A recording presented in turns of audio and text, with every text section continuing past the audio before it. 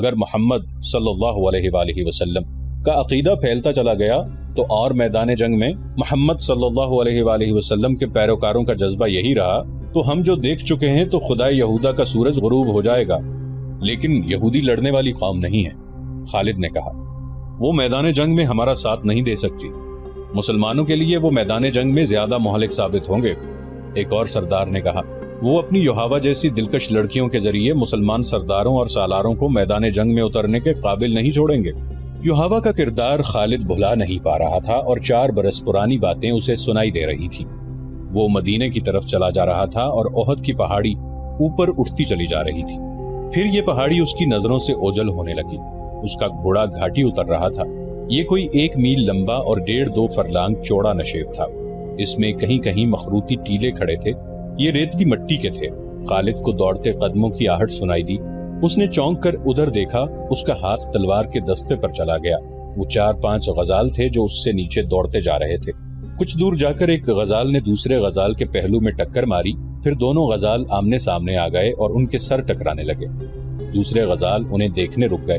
اتنے خوبصورت جانور آپس میں لڑتے اچھے نہیں لگتے۔ خالد انہیں دیکھتا رہا۔ ایک تماشائی غزال نے خالد کے گھوڑے کو دیکھ لیا، اس نے گردن تانی اور کھر زمین پر مارنے لگا۔ لڑنے والے غزال جہاں تھے وہیں ساقط و جامد ہو گئے اور پھر تمام غزال ایک طرف بھاگ کھڑے ہوئے اور خالد کی نظروں سے اوجھل ہو گئے۔ قریش کے سردار 2 گروہوں میں بٹ گئے تھے۔ ان کی آپس میں دشمنی پیدا نہیں ہوئی تھی، لیکن پیار، محبت، اتحاد والی پہلی سی بات بھی نہیں رہی تھی۔ خالد کو یاد آ رہا تھا کہ سب ابو سفیان کی سرداری اور سالاری کو تسلیم کرتے تھے، لیکن کھچاؤ سا پیدا ہو گیا تھا۔ جب اتحاد کی ضرورت تھی اس وقت اہل قریش نفاق کے راستے پر چل نکلے تھے۔ خالد کو یہ صورتحال سخت ناگوار گزرتی تھی۔ کیا آپ کو معلوم نہیں کہ آپس کا نفاق دشمن کو تقویت دیا کرتا ہے؟ خالد نے ایک روز ابو سفیان سے کہا تھا، کیا آپ نے کبھی سوچا ہے کہ اس نفاق کو اتفاق میں کس طرح بدلا جا سکتا ہے؟ بہت سوچا ہے خالد، ابو سفیان نے اکتائے ہوئے سے لہجے میں کہا تھا، بہت سوچا ہے۔ سب مجھے پہلے کی طرح ملتے ہیں، لیکن میں محسوس کرتا ہوں کہ بعض کے دل صاف نہیں۔ کیا تم کوئی صورت پیدا کر سکتے ہو کہ دلوں سے میل نکالا جائے؟ ہاں، میں نے ایک صورت سوچ رکھی ہے، خالد نے کہا تھا۔ میں یہی تجویز آپ کے سامنے لا رہا تھا۔ جن سرداروں کے دلوں میں میل پیدا ہو گئی ہے، اب وہ سمجھنے لگے ہیں کہ ہم نام کے جنگجو رہ گئے ہیں اور ہم نے مسلمانوں کا ڈر اپنے دلوں میں بٹھا لیا ہے۔ شارجہ نے 6 مسلمانوں کو دھوکہ دے کر اور ان میں سے 2 کو آپ کے ہاتھوں مروا کر ہماری شکل و صورت ہی بدل ڈالی ہے۔ اس کا علاج یہ ہے کہ ہم مدینہ پر حملہ کریں یا مسلمانوں کو کہیں للکاریں اور ثابت کر دیں کہ ہم جنگجو ہیں اور ہم مسلمانوں کو ختم کر کے ہی دم لیں گے۔ ہمارے پاس جواز موجود ہے، ابو سفیان نے کہا تھا۔ میں نے احد کی لڑائی میں آخر میں محمد صلی اللہ علیہ وآلہ وسلم کو للکار کر کہا تھا کہ تم نے بدر میں ہمیں شکست دی تھی، ہم نے احد کی پہاڑی کے دامن میں انتقام لے لیا ہے۔ میں نے محمد سے یہ بھی کہا تھا کہ قریش کے سینوں میں انتقام کی آگ جلتی رہے گی، ہم اگلے سال تمہیں بدر کے مقام پر للکاریں گے۔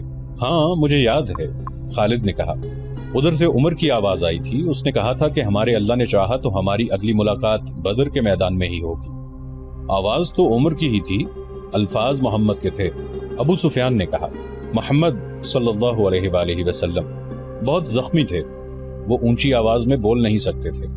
میں ان کو پیغام بھیجتا ہوں کہ فلاں دن بدر کے میدان میں آ جاؤ اور اپنے انجام کو پہنچو۔ دونوں نے ایک دن مقرر کر لیا اور فیصلہ کیا کہ کسی یہودی کو مدینہ بھیجا جائے۔ دوسرے ہی دن ابو سفیان نے قریش کے تمام سرداروں کو اپنے ہاں بلایا اور بڑے جوش و خروش کے ساتھ اعلان کیا کہ وہ مسلمانوں کو بدر کے میدان میں للکار رہا ہے۔ قریش یہی خبر سننے کے منتظر تھے، انہیں اپنے عزیزوں کے خون کا انتقام لینا تھا۔ ان کے دلوں میں رسول اللہ صلی اللہ علیہ وآلہ وسلم کی نفرت بارود کی طرح بھری ہوئی تھی، یہ ایک چنگاری کی منتظر تھی۔ وہ کہتے تھے کہ محمد صلی اللہ علیہ وآلہ وسلم نے باپ بیٹے کو اور بھائی بھائی کو ایک دوسرے کا دشمن بنا دیا ہے۔ ابو سفیان کے اس اعلان نے سب کے دل صاف کر دیے اور وہ جنگی تیاریوں کی بات کرنے لگے۔ ایک دانشمند یہودی کو پیغام دیا گیا کہ وہ مدینہ جا کر نبی کریم صلی اللہ علیہ وآلہ وسلم کو دے کر جواب لے آئے۔ خالد کو یاد آ رہا تھا کہ وہ اس روز کس قدر مطمئن اور مسرور تھا۔ قریش کے سرداروں کے دلوں میں جو تقدر پیدا ہو گیا تھا وہ صاف ہو گیا۔ خالد بڑھ ہانکنے والا آدمی نہیں تھا، لیکن اس نے تہیہ کر لیا تھا کہ رسول خدا صلی اللہ علیہ وآلہ وسلم کو اپنے ہاتھوں سے قتل کرے گا۔ نعوذ باللہ۔ یہودی ایلچی جواب لے کر آ گیا۔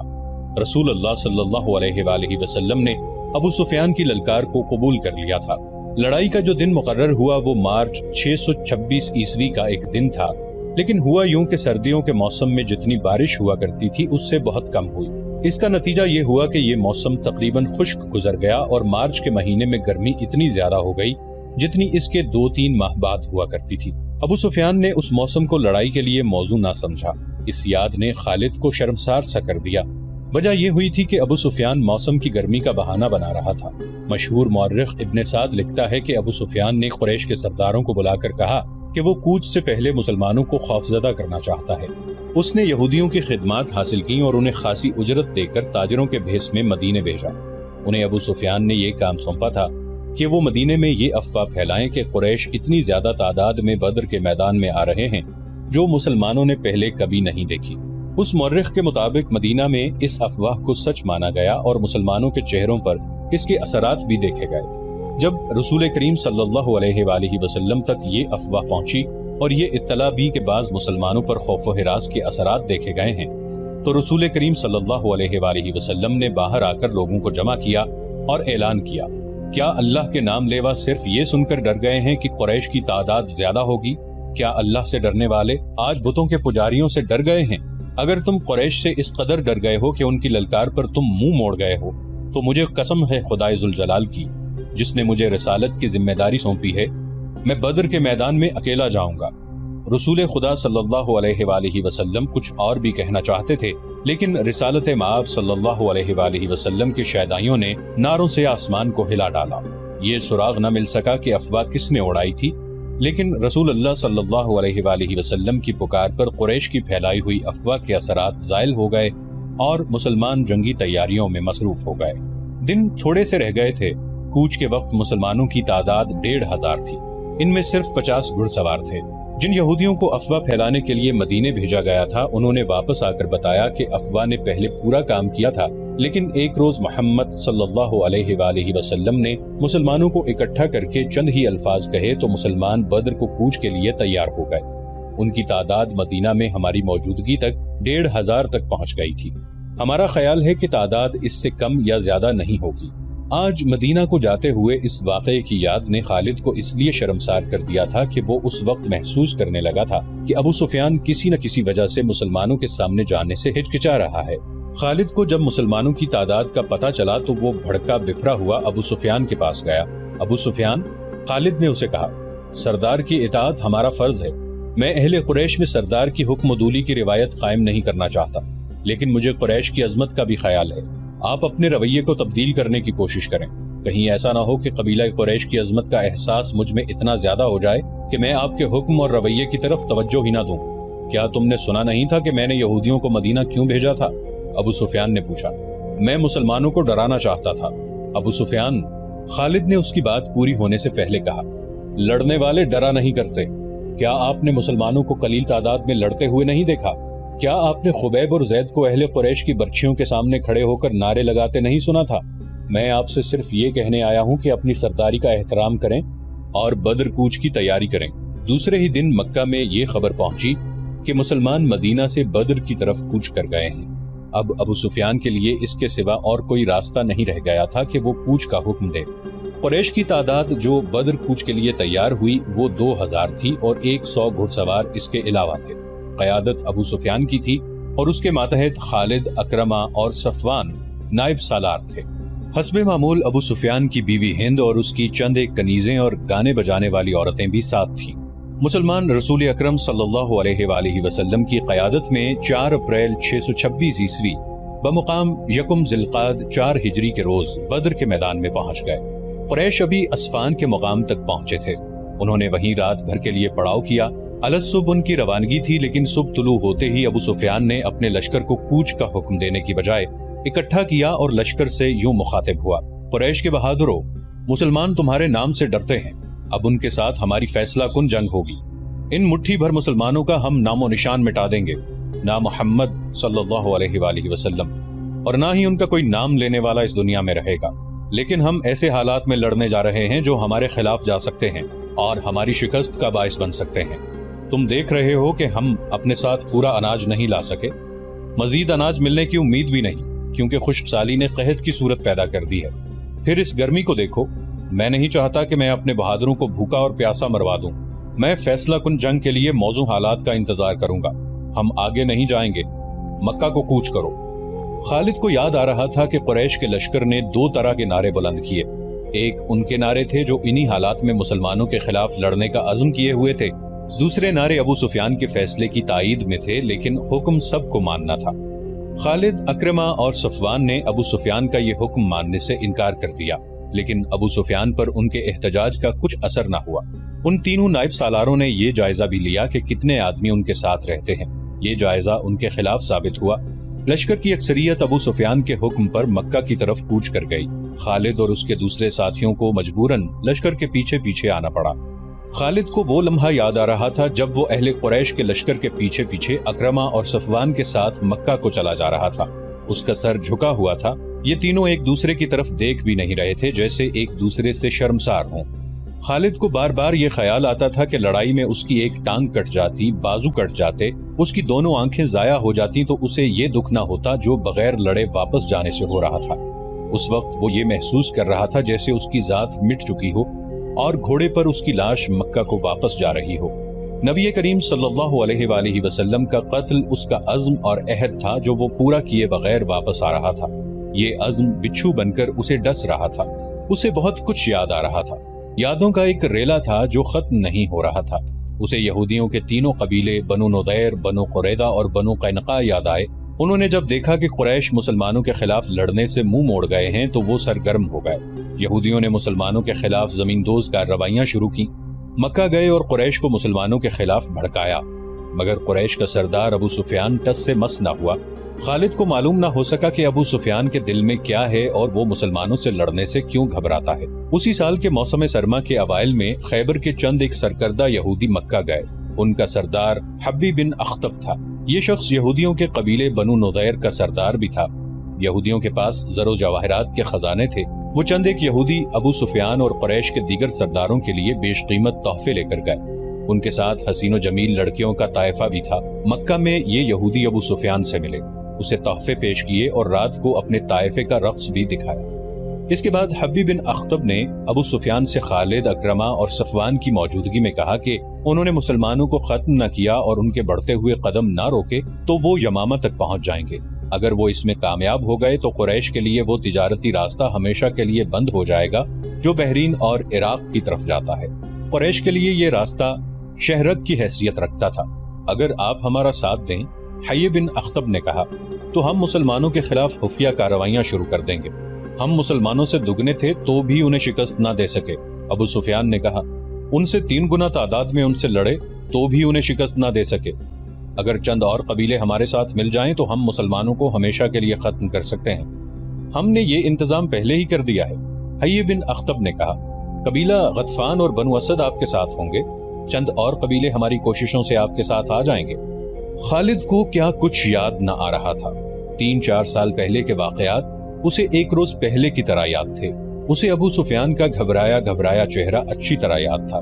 خالد جانتا تھا کہ یہودی اہل قریش کو مسلمانوں کے خلاف صرف اس لیے بھڑکا رہے ہیں کہ یہودیوں کا اپنا مذہب اسلام کے مقابلے میں خطرے میں آ گیا تھا، لیکن انہوں نے ابو سفیان کو ایسی تصویر دکھائی تھی جس میں اسے مسلمانوں کے ہاتھوں تباہی نظر آ رہی تھی۔ دوسری طرف خالد، اکرمہ اور صفوان بن امیہ نے ابو سفیان کو سر اٹھانے کے قابل نہیں چھوڑا تھا۔ ہم آپ کو اپنا سردار تسلیم کرتے ہیں، لیکن آپ یہ تسلیم کریں کہ آپ بزدل ہیں۔ اگر مسلمان موسم کی خرابی اور قحط میں لڑنے کے لیے آ گئے تھے تو ہم بھی لڑ سکتے تھے۔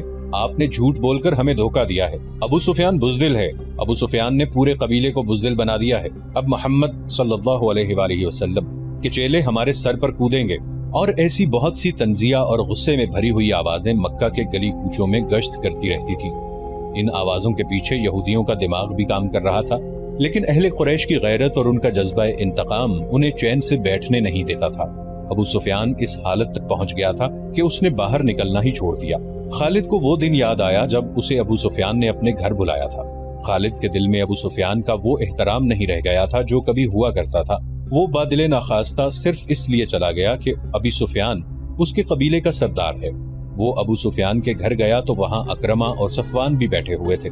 خالد، ابو سفیان نے کہا، میں نے مدینے پر حملے کا فیصلہ کر لیا ہے۔ خالد کو ایسے محسوس ہوا جیسے اس نے غلط سنا ہو۔ اس نے اکرمہ اور صفوان کی طرف دیکھا، ان دونوں کے ہونٹوں پر مسکراہٹ آ گئی۔ ہاں خالد، ابو سفیان نے کہا، جس قدر جلدی ہو سکے لوگوں کو مدینے پر حملے کے لیے تیار کر دو۔ یہودیوں نے جن قبائل کو قریش کا ساتھ دینے کے لیے تیار کیا تھا ان سب کی طرف پیغام بھیج دیے گئے۔ یہ فروری 627 عیسوی کے آغاز کے دن تھے۔ مختلف قبائل کے لڑاکا دستے مکہ میں جمع ہونے لگے۔ ان قبائل میں سب سے زیادہ فوج غطفان کی تھی، اس کی تعداد 3000 تھی۔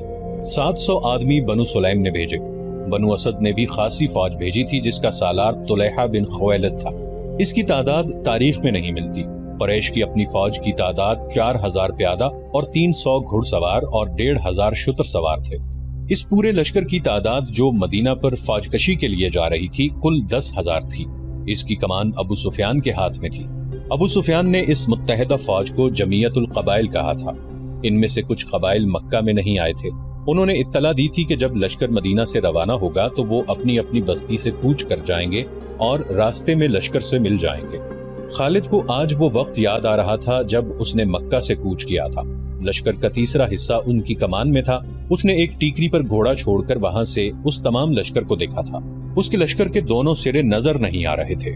دف اور نفریاں اور شہنائیاں اور لشکر کی مترنم آواز جو ایک ہی آواز لگتی تھی خالد کے خون کو گرما رہی تھی۔ اس نے گردن تان کر اپنے آپ سے کہا تھا، مسلمان پس کے رہ جائیں گے، اسلام کے ذرے عرب کی ریت میں مل کر ہمیشہ کے لیے فنا ہو جائیں گے۔ یہ اس کا عزم تھا۔ یہ لشکر 24 فروری 627 عیسوی بمطابق 1 شوال مدینہ کے قریب پہنچ گیا۔ قریش نے اپنا پڑاؤ اس جگہ ڈالا جہاں احد کی لڑائی کے لیے خیمہ زن ہوئے تھے۔ وہاں 2 ندیاں آ کر ملتی تھیں۔ دوسرے تمام قبائل احد کی پہاڑی کے مشرق کی طرف خیمہ زن ہوئے۔ قریش نے یہ معلوم کرنے کے لیے کہ مدینہ کے لوگوں کو قریش کی لشکر کی آمد کی اطلاع ملی ہے یا نہیں 2 جاسوس تاجروں کے بھیس میں مدینہ بھیجے۔ ابو سفیان اور اس کے تمام نائب سالاروں کی خواہش اور کوشش یہ تھی کہ مدینے والوں پر بے خبری میں حملہ کیا جائے، لیکن دوسرے ہی دن قریش کا ایک جاسوس جو یہودی تھا مدینہ سے آیا۔ اس نے ابو سفیان کو بتایا کہ مسلمانوں کو حملہ آور لشکر کی آمد کی اطلاع مل چکی ہے۔ مسلمانوں میں خوف و ہراس پھیل گیا تھا۔ اس یہودی جاسوس نے بتایا کہ سارے شہر پر خوف طاری ہو گیا تھا، لیکن محمد صلی اللہ علیہ وآلہ وسلم اور ان کے قریبی حلقے کے آدمیوں کی للکار پر مسلمانوں کے دل مضبوط ہو گئے۔ گلی کوچوں میں ایسے اعلان ہونے لگے جن سے تمام شہر کا جذبہ اور حوصلہ اود کر آیا اور مسلمان لڑائی کے لیے ایک جگہ اکٹھے ہونے لگے۔ میرے خیال میں ان کی تعداد 3000 سے زیادہ نہیں ہوگی۔ مورخ لکھتے ہیں کہ مسلمانوں کی تعداد 3000 سے زیادہ نہ تھی۔ انہیں اطلاع مل چکی تھی کہ مدینے پر حملے کے لیے جو لشکر آیا ہے اس کی تعداد 10,000 ہے، جس میں سینکڑوں گھڑ سوار اور شتر سوار بھی ہیں۔ اس وقت تک عرب کی سرزمین میں کسی لڑائی نے اتنا بڑا لشکر نہیں دیکھا تھا۔ تعداد کو دیکھا جاتا اور فن حرب و ضرب کے پیمانے سے دونوں اطراف کو ناپا تولا جاتا تو مسلمانوں کو لڑے بغیر ہتھیار ڈال دینے چاہیے تھے، یا وہ رات کی تاریکی میں مدینہ سے نکل جاتے اور کسی اور بستی میں اپنا ٹھکانہ بناتے۔ کوئی سوچ بھی نہیں سکتا تھا کہ 3000 مسلمان 10,000 کے لشکر کا مقابلہ ذرا سی دیر کے لیے بھی کر سکیں گے۔ 10,000 لشکر نہایت آسانی سے مدینے کی اینٹ سے اینٹ بجا سکتا تھا، لیکن یہ حق اور باطل کی ٹکر تھی۔ یہ اللہ کے آگے سجدے کرنے والوں اور بت پرستوں کا تصادم تھا۔ خدا کو حق کا ساتھ دینا تھا۔ خدا کو اپنے اس عظیم پیغام کی لاج رکھنی تھی جو اس کی ذات باری تعالی نے غار حرا میں عرب کے سپوت کو دیا تھا اور اسے رسالت عطا کی تھی۔ خدا ان کا ساتھ دیتا ہے جن کے دلوں میں حق اور صدق ہوتا ہے۔ یہ نبی کریم صلی اللہ علیہ وآلہ وسلم کی للکار تھی جو مدینے کے گلی کوچوں میں سنائی دے رہی تھی۔ لیکن اے اللہ کی عبادت کرنے والوں، خدا تمہارا ساتھ اسی صورت میں دے گا جب تم دلوں سے خوف و ہراس نکال کر ایک دوسرے کا ساتھ دو گے اور اپنی جانیں اللہ کی راہ میں قربان کرنے کا عزم کرو گے۔ جو ہمارے اللہ کو نہیں مانتا اور جو ہمارے دین کو نہیں مانتا وہ ہمارا دشمن ہے اور اس کا قتل ہم پر فرض ہے۔ یاد رکھو، قتل کرنے کے لیے قتل ہونا بھی پڑتا ہے۔ ایمان سے بڑھ کر اور کوئی طاقت نہیں جو تمہیں دشمن سے بچا سکے گی۔ تمہیں دفاع مدینے کا نہیں اپنے عقیدے کا کرنا ہے۔ اگر اس عزم سے آگے بڑھو گے تو 10,000 پر غالب آ جاؤ گے۔ خدا سوئے ہوئے یا خوفزدہ انسان کو معجزے نہیں دکھایا کرتا۔ اپنے عقیدے اور اپنی بستی کے دفاع کا معجزہ تمہیں خود دکھانا ہے۔ نبی کریم صلی اللہ علیہ وآلہ وسلم نے مدینے والوں کا حوصلہ اس قدر مضبوط کر دیا تھا کہ وہ اس سے بڑے لشکر کے مقابلے کے لیے بھی تیار ہو گئے، لیکن رسول خدا صلی اللہ علیہ وسلم اس سوچ میں ڈوب گئے تھے کہ اتنے بڑے لشکر سے مدینہ کو بچانا کس طرح ممکن ہو سکتا ہے۔ آپ صلی اللہ علیہ وسلم کو یہ تو پورا یقین تھا کہ خدا حق پرستوں کے ساتھ ہے، لیکن حق پرستوں کو خود بھی کچھ کر کے دکھانا تھا۔ بچاؤ کی کوئی صورت نظر نہیں آ رہی تھی۔